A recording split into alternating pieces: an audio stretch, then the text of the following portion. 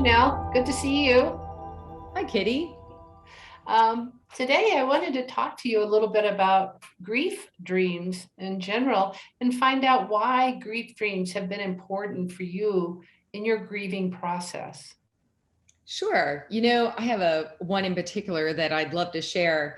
When I was in my early 30s, my husband died unexpectedly. We had a small child, and as you would guess, it was somewhat of a traumatic experience, being as young as we were. And it took me quite some time to even begin to deal with, what that looked like as a young widow. And, over a year in, I was still really struggling to move on. I hadn't gone through his stuff.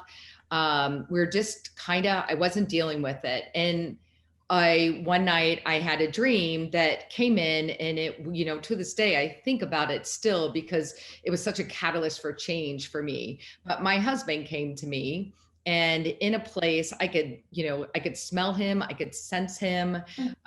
He was wearing clothes that I knew, so it was very interesting to have him come in a way that I recognized, but also could tell that it wasn't quite the same. And he actually talked to me about it being time to move on, and that where he was so incomprehensibly amazing and beautiful.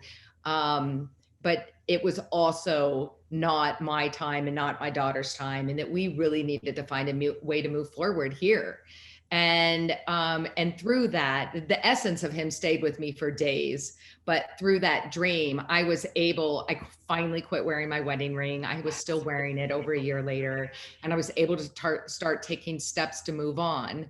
And the beautiful thing with that was knowing that we had that connection, that I could still reach out to him.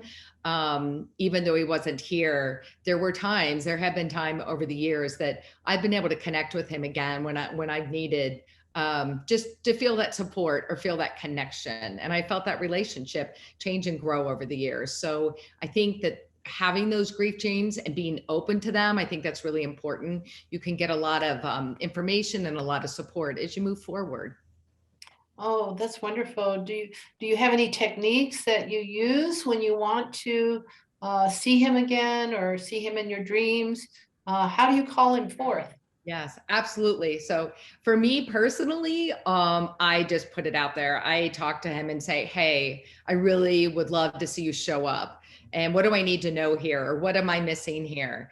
I've done that, and and then you just have to be really open. So when you set an intention, you cannot be attached to how it's going to happen, how this person or the information that you want is going to show up. So sometimes it might show up that I hear a song that was one of our favorite songs, and I'm like, "Oh, I know you're still there."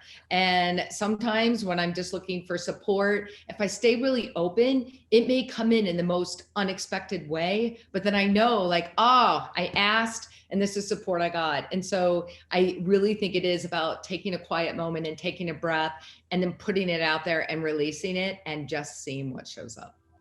That's wonderful. Thank you for sharing with us today. Absolutely.